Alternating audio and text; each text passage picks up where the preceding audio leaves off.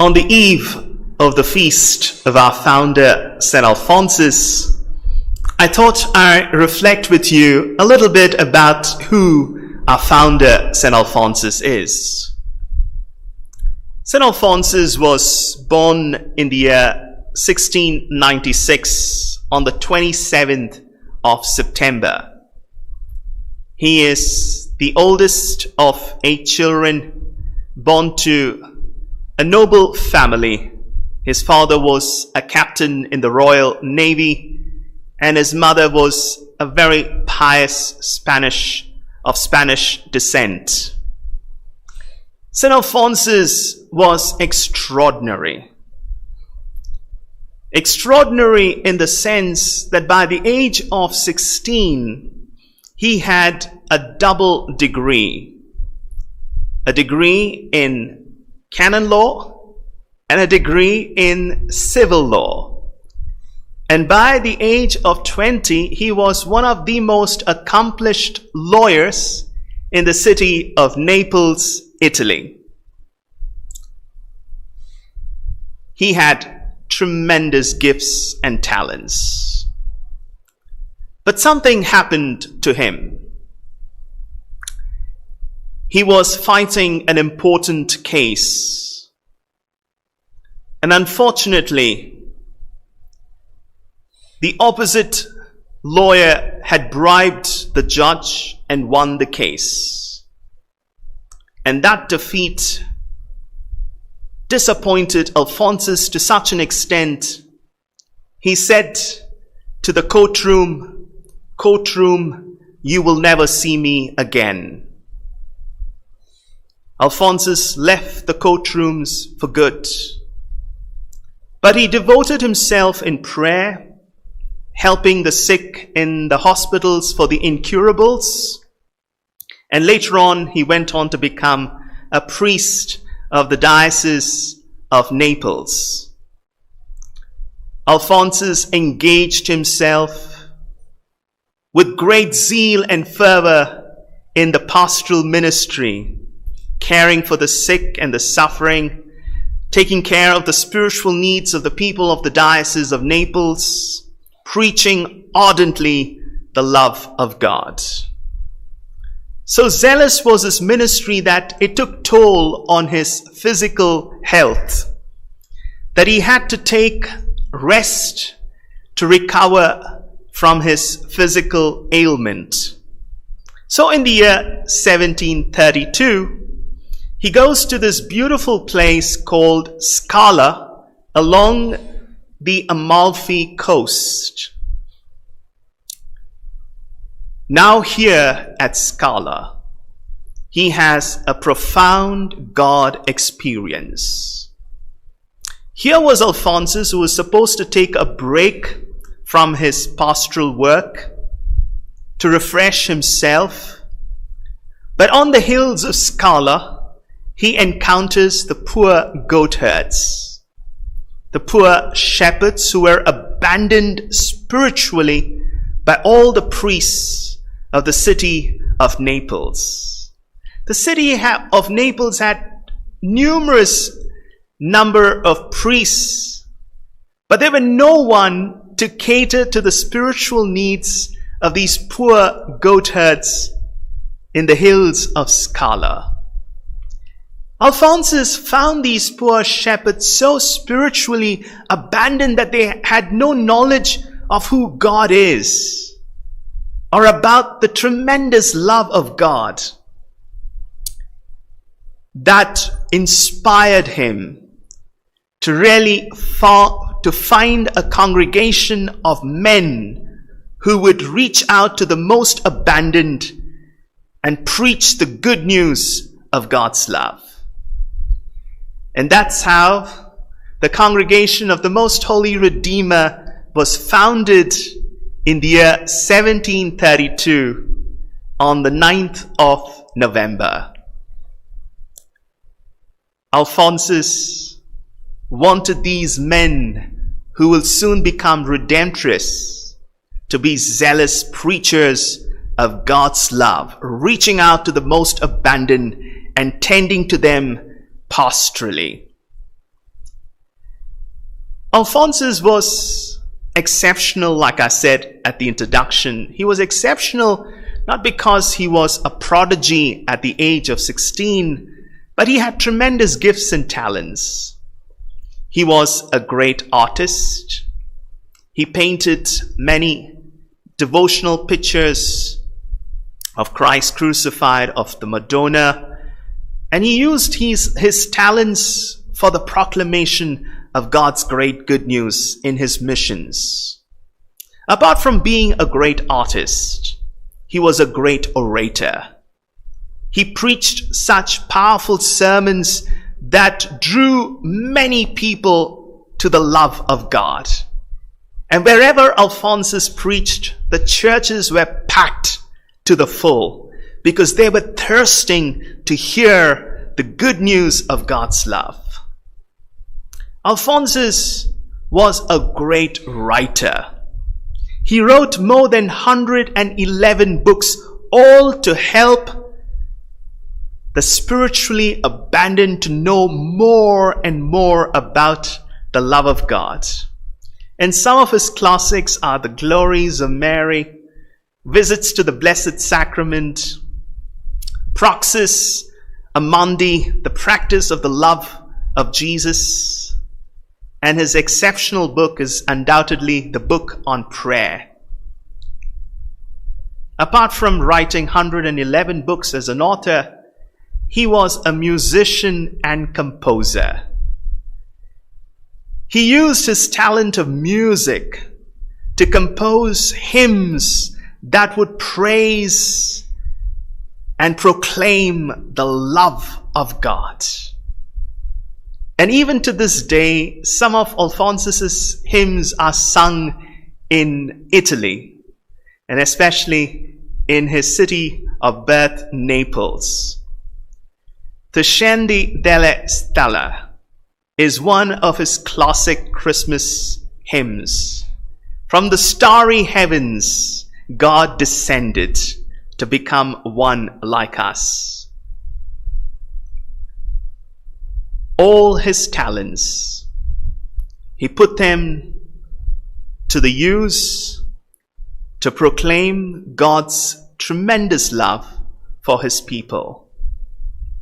Alphonsus took a vow in his 91 long years never to waste a moment of time.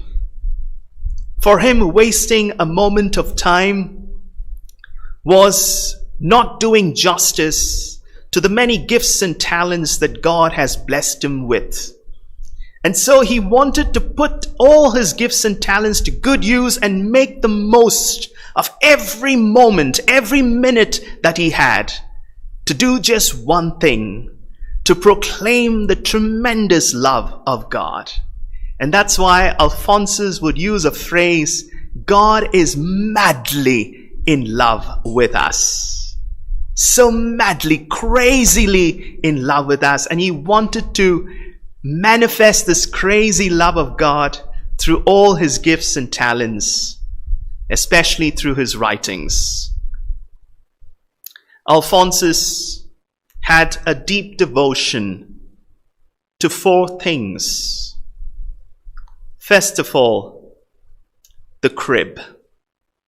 This would become the very heart of Alphonsian spirituality and also the Redemptorist spirituality. Alphonsus would spend time meditating on the crib, the nativity of Jesus, which manifests the incarnation of Christ. That God loved us so much that he became one like us so that we might become one like him. It was the symbol and the manifestation of God's tremendous love for us. That he wanted to save us, and in order to save us, God became one like us. And he would meditate profoundly on this mystery of God's incarnation that was made visible and tangible at nativity in the crib. The second most important aspect of Alphonsus' spirituality was the cross. The cross revealed how much God loved us, that he was willing to die for us. He took our place. He bore our guilt, our shame, and he died for us. The cross was God's tremendous sign of his love for each one of us, that he was willing to die so that we may have life and have it in abundance. And one of the classics of Alphonsus to manifest his deep devotion to the cross was not just his painting of Christ crucified on the cross, a classic of Alphonsus, but he also wrote The Way of the Cross, which is popular even to this day. It's available in our Redemptress publications. If ever you want a copy, you can always subscribe for one. In this Way of the Cross, he meditates on the passion of Christ. And at the end of every station, this is what Alphonsus says: "Grant that I may love you always, and then do with me as you will." This is one desire of Alphonsus throughout his 91 years of his life. Grant that I may love you always, and then do with me as you will. I wish we too have this desire of Alphonsus. Grant that we may love you, Lord, always, and then do with us as you will. The third aspect of Alphonsus' spirituality was the tabernacle, the most holy Eucharist.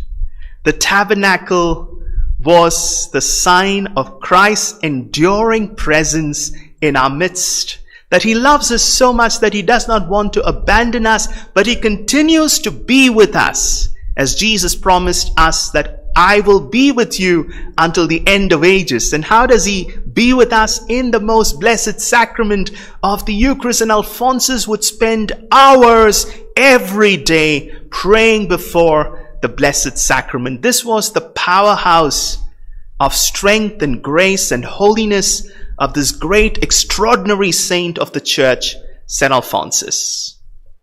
This is what he says: "Know also that you will probably gain more by praying 15 minutes before the Blessed Sacrament than by all the other spiritual exercises of the day." Know that you will gain more by just spending 15 minutes before the Blessed Sacrament than all the other spiritual exercises that you will do throughout the day. There's more power in just those 15 minutes if you can spend before the Blessed Sacrament. And in order to encourage people to have a deep devotion to the Lord in the Most Blessed Sacrament, he wrote another classic, The Visits to the Most Blessed Sacrament. This is one of the most highly published works of Alphonsus. The Visits to the Most Blessed Sacrament. If you want a copy, get in touch with us, Redemptress, and our publication center. There's great power in spending time before the Blessed Sacrament. The third aspect of Alphonsus' spirituality and that of the Redemptress. All these three is a manifestation of God's profound love for each one of us. But there was another person that Alphonsus was very, very close to, and that was our Blessed Mother. Alphonsus had a deep, deep devotion to Mary, our Blessed Mother. And he wrote one of the great classics of all times, The Glories of Mary, in which he proclaims the greatness of this extraordinary, simple Jewish woman who transformed the world through her yes and made possible the salvation of all humanity when she said yes to God's plan. He not only painted about Mary as a painter, the Madonna, but he also sang praises of our Blessed Mother as he wrote this classic, Glories of Mary. And that's why St. Alphonsus would say, anyone who has recourse to our Blessed Mother will never be lost. And as sons of St. Alphonsus, even to this day, we Redemptorists carry on this wonderful tradition of making our mother of perpetual help known to the world, because that was the commission given to us by the then Holy Father. Make her known to the entire world. So as members of the Redemptorist Media Center, you have a great privilege of interacting with us Redemptorists every day through our online Eucharistic celebration, through our evening family prayer service, and even this evening through this time of adoration. So you have a first-hand experience of meeting us Redemptorists, though online. But today I hope and pray that you may take home a little bit about the spirituality of St. Alphonsus, that you may in your own life experience the tremendous love of God through the crib, the cross, the tabernacle, and our Blessed Mother. So let us spend a few moments in silence, just allowing this word of God to take root in our hearts.